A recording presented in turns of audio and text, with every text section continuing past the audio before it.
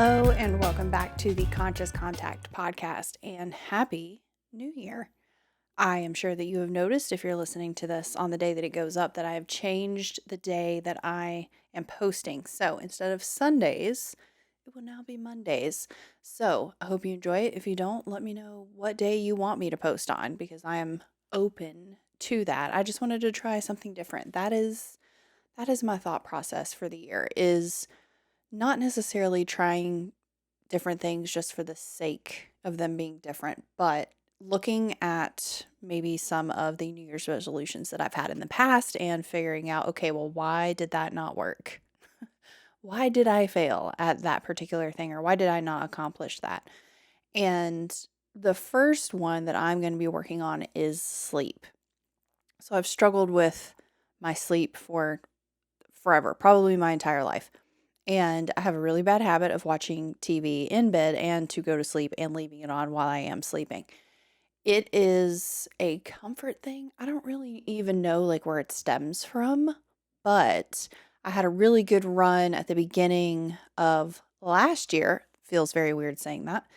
Where I had really done good with it. I was reading instead of watching television, and I'd gotten myself out of that habit. And then I can't remember what, I think I got stressed, or, life happened, something like that. And I reverted, like I took one night and I went back and I watched TV to go to sleep. And then the rest is history. I don't think I was able to really, other than sporadically, go to sleep without the TV on again. So what I'm looking at is like, what can I do differently other than just actually doing it, which, it's comfortable to do that. It's comfortable to just watch the TV instead of having to struggle to go to sleep and potentially not sleep and worry about sleeping and, that whole thing. But it isn't something that makes me feel good. It would make me feel much better if I read more, which I have plenty of time to do that at night. That's, probably 1 to 2 hours at the very least that I could be reading something instead of watching a show or not watching a show, as the case may be. So I believe, for me, that it is stemming from an issue with finding what my real motivation is for it. So like the actual seed of it. Because I can't just say, well, I don't want to watch TV while I go to sleep, or I shouldn't, or I whatever. For me, it has to be a little bit deeper than that. And I think, like, what core belief does this connect back to? That is more important for me, and that's more motivating to me. And I think that is why I was losing sight of it, is if I don't have a good enough reason to do something, then why would I? That's kind of the story of my life as a whole. If I don't have a good enough reason, if I don't have a deep-seated thought process behind it, I'm probably not going to continue to do it or even start doing it. And that goes for hobbies, for changes that I need to make in my personal life, for anything. If I don't have a good enough reason, my motivation is going to go, and then I don't have enough determination to fall back on because I don't even know why I've started down that path. So I'm trying to connect it more with knowing that mindlessly watching things is not good for me. There are plenty of other hours in the day that I could be doing that. This is not one of those things where like, oh, you deserve it. You've been at work all day or whatever. I work from home. I can watch Netflix whenever I want, It's not like a lack of time problem. It is a self-soothing problem, and I need to figure out how to do that without having the television on, which means I need to make the harder choice and work on the cause of all of that. Or, which is what I'm leaning towards, simply just start and then keep some kind of journal by my bed and then write down whatever comes up. Because I'm sure while I'm sitting there reading, I will have 1,000 thoughts going on in my head of, probably start with, I wish I could just watch TV to go to sleep, and I wish this was mindless, and, whatever. And see where that rabbit hole kind of takes me. And I feel like it has to go somewhere, and I'm just not quite sure what that is. So that's my first New Year's resolution, I guess you would say. And my kind of theme for all of this is just going a little bit deeper. So health wise, health wise, I've already kind of started this. I'm trying to be consistent over perfect. So, what I mean by that is I have a goal set for myself to do strength training 5 days a week. And this is, not anything crazy. I'm not trying for the Olympics or anything, but it makes me feel very good and very secure in my body, like to know that I could pick up something big or be able to physically feel strong and feel safe within, this human skeleton thing. And as I get older, my, deep down, where does this connect to my core value system? Is I don't want to break my bones when I get older. That is something, obviously that is in the future, and God willing, I will get to that age at some point or another where that does become an issue for most people. And I know that right now is when I need to be building that muscle up so that it can be strong for me and protect my bones. It's not going to get easier as I get older, so that's something that I really would like to focus on is my muscles, not for weight loss, not for the way I look, not for any of those reasons. It's a great side effect that, yeah, I probably will tone up and lose a little bit of weight and feel more comfortable. That's great. But again, like I have to have something bigger than that because I have gone like this with my like physical fitness journey. I will go super hard for like 6 months and then I get to a place where I'm comfortable with the way that I look, and because there's no deeper reason than that, I get to my end goal or whatever, and then I stop. And then is it extremely hard to get back into after you stop working out? I will let you answer that. It's terrible. So I want to focus on doing this for my long-term health, doing this so that I can still be physically active as I get older, and just to feel safe, to feel physically strong makes me feel good. So that is number two. Along with that is going to be going to the doctor, which is like not my favorite thing in the world. I have had some random symptoms for probably like the past 4 years. I've had other ones prior to that, but again, like every time I go in for one of these weird groupings of symptoms, I always get told, well, your labs are good, so get over it, I guess. And that's kind of been the history with me and doctors. And that's not something that is healthy because it makes me not want to go to the doctor. And I still have these symptoms. So I am vowing to be more of an advocate for myself. And I got a name for a doctor that one of my friends really likes. So I'm got to visit with her on the 2nd, which will be the day after you're watching this. So send me all of the positive vibes for that. But I'm having like my yearly wellness and all the female check, whatever. But I've cleared this with them because it used to be you had to make 2 different appointments. They've told me it's fine and that she is comfortable talking to me about other symptoms during that visit. So I'm going to take in the plethora of blood work that I have over the course of the past couple years and just kind of be like, hey, do you see anything in this? If not, let's rerun these tests and kind of figure it out. And maybe a fresh set of eyes will help. It's just I've let my fear of being told basically just get over it because my labs now are normal. In 2016, they were not. But we'll see. We will see what happens. I don't know what's going to happen. I obviously hope that nothing is wrong with me. And this is kind of a conversation I've had with Luke. It's like, I don't want anything to be wrong with me. But at the same time, it would be nice if there was an answer instead of just me being physically exhausted all the time. Because that doesn't make you feel good. It wears on my mental health. And there's a bunch of other random symptoms that kind of go along with that too, that make life not as enjoyable. Obviously, I am still mobile. I am so grateful for that. I can eat. Like, yeah, I have some issues in the gut area, but I'm totally fine. I don't have any issues with eating. There's so many things for me to be grateful for. But in the back of my mind, there's still that question of like, well, what is really going on? So my vow for this year to myself is to figure that out. Well, have someone help me figure that out. So yeah, I will try to be as open as I can be with that on this podcast, because I know that is something that a lot of people struggle with. That kind of resistance to going to the doctor, the feeling like they're not being heard. I dealt with that a lot when I was trying to get permanent birth control, which means sterilization. And I did advocate for myself in that regard. So I do need to remember that I can do that, and that is what is going to be necessary to try to like figure all this out. But appointment is scheduled. Tick that off the list. Insurance is here.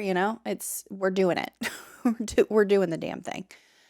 I wanted to touch on some New Year's resolutions that are not necessarily the typical kind of thing. So one more like practical one. I want to go through my emails and only have one email. I don't know about you, but I've had multiple emails over the years. So like there's a Yahoo one, there's 2 Gmail ones, there's 3 Gmail ones, there's a business one, there's lots of emails. One of which, the Yahoo one, is completely taken over by spam. I get nothing but spam emails all day, every day from that. But I think there's still like random websites that are tied to it. So I haven't wanted to get rid of it just in case. And then my second one, it's like, oh, well, that one's a little older. It's got a lot of my accounts tied to it. I'm so tired of it. I am unsubscribing from everything that I possibly can. I am deleting at least 2 of those emails. I might have to keep a separate business and a separate personal, but I want to wither that down into nothingness. And then I want my inbox to be completely empty. What I mean by that is everything that needs deleted to be deleted. Anything that needs saved gets moved to a folder. It's going to take me a while. Again, I have all year to do it. But no, really, in January, I would really like to put a cap on that and be done with it. But that is something that, just those little tedious things that I've put off doing that I know would make my life a lot easier if I just did it.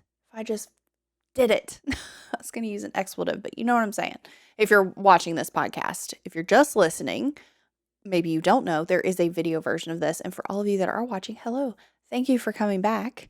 I'm so excited to be here. And I want to put more, and hopefully put more of your focus on thinking about New Year's resolutions that are not less practical, because they're pretty practical, but more in the emotional realm. So I saw this really good quote. Oh God, now I'm forgetting it, and I hope I get it right. They used an expletive, so I'm going to try not to. Forgiving someone that doesn't deserve to be forgiven is the most baller thing that you can do. And that really, I sent that to a friend, and, I'm just mulling that over. I really feel like that is kind of a superpower. What I mean by that is being able to let that go when someone has wronged you and they have not apologized and they're still potentially acting in the same way, but you having peace because you've gifted them with that forgiveness without them asking. It is the most freeing thing that you can do. And I want everyone listening to know that this applies to yourself as well. So I can forgive myself even if I don't feel like I've reached a level where I deserve it yet. I can let go of that shame and guilt, even though I feel like maybe I should hold on to it, or, whatever.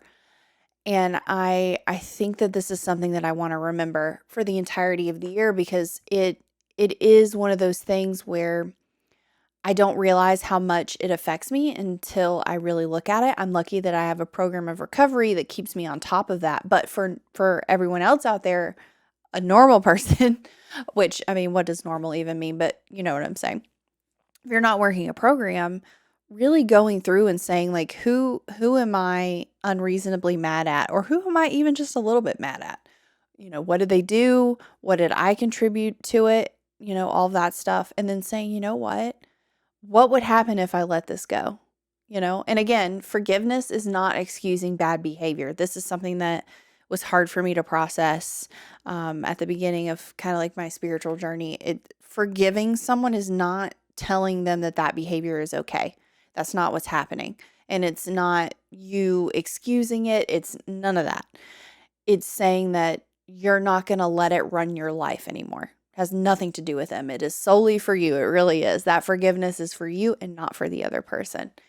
And I think that that is such a power move and such a place of you being able to change your outlook on your day, on your life, whatever, by making that decision to forgive that person, even if you don't think that they deserve it. Because again, it doesn't matter if they do or they don't. Do you deserve to be free of that? So I'm really, really thinking about that and trying to go into the new year with that thought process as well. And more so kind of touching on a couple of my last podcasts is like, do the hard thing. I'm trying to remind myself, like, it's not going to kill me to do the hard thing. It's not going to physically hurt me most of the time. I'm not saying like I'm going to go try to lift 200 pounds right now, but choosing to not take the easy road, unless I'm just choosing hard to choose the hard thing, like just the simple stuff. Like instead of waiting to do the dishes when I get up in the morning, why don't I just do them before I go to bed so I can wake up with a clean kitchen? That is one of the biggest examples that I've got to give you. It's that type of thing. Like instead of scrolling on my phone for an hour, why don't I just get up and do the workout already? You know what I mean? Then it'll be done. And then if I want to, fuck off and not do anything for the rest of the day, fine. Like it will make me feel so much better to just do the hard thing. And you know what? It snowballs. Never have I, forced myself into action and then not done something additional. And, right now, I'm recording this prior to the first of the year. So I am, working on getting Christmas stuff down and organizing everything, taking it to the new house and putting it in storage there because, God willing, we're going to be in there before Christmas next year. So getting it out of this house, I just feel like my brain is going to be so empty because the space is going to be so much more empty. So I'm really trying to work hard on that, tying up any loose ends with returning phone calls and emails and tax stuff and all of those nitpicky things that just, they grate on me if I don't do them. I shame myself if I don't do them. And I don't even know why I don't, like calling someone on the phone is like the worst thing in the world to me. And I need to get over that. I thought I was better and I'm definitely regressing. So I'm going to be working on that. If my family's listening, be prepared for some phone calls in the new year because that is one of the other things I want to focus on is actual connection with friends and family. The last couple months of 2023, I was so busy. I didn't get to really see anybody that I wanted to or as much as I wanted to see them.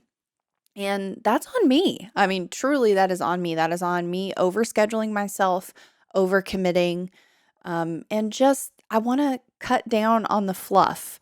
I want to whittle down my life to where I'm home much more often and available for people to come see me, available to have those FaceTime calls, available to talk on the phone, all of those things.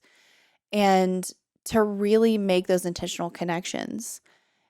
And that doesn't happen through a text message or a Facebook message, like that's a great way to stay in touch, but I don't want to just stay in touch. I want to be connected and I want to do that before I move to my new place, like that's a long time to wait. That's like a quarter of the year at least. So I want to really work on taking care of that. I want to really work on touching base with people, making intentional plans with the people that I care about, following up on those plans, the whole shebang. So there's another. I don't know what number we're up to now for New Year's resolutions. These are all loose, obviously. But I want to, going along with like being home more often, I want to skill up in homemaking. I want to not just cook, but because I've taught myself how to cook, I want to be a good cook. I want to be a prepared cook. I want to batch cook. I want to have things in the freezer ready to go for if I am lazy one day or I have gotten too busy. I don't want to have that catastrophe at the end of the day where Luke looks at me and asks me what's for dinner and it sends me into an anger spiral because I don't know.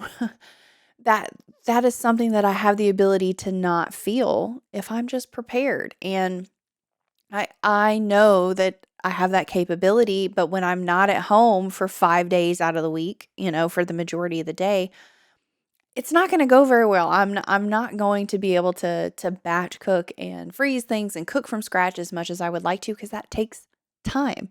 And it is worth the time to me. It is something that is important to me. So that's what I'm going to try to do, and to buy more in bulk, to be more prepared, because it does make me feel good. It makes me feel secure. It makes me feel like I'm being an adult, because sometimes I don't feel like I'm being an adult. And just in general, like knife skills for chopping vegetables, like silly, silly things, ironing and stain removal. Like I want to intentionally look up creators, whether it's on YouTube or Masterclass or Skillshare or whatever, any of those sites. I want to learn more. I want to be better. I don't want to just throw my hands up and say, well, I don't know, so I'm just going to do the best job I can. I want to take that moment to be teachable and to learn. I really I know that that's important to me, and that's something that I hope for other people, especially like younger people that are in my life, and I want to be a decent example of that. You know what I mean?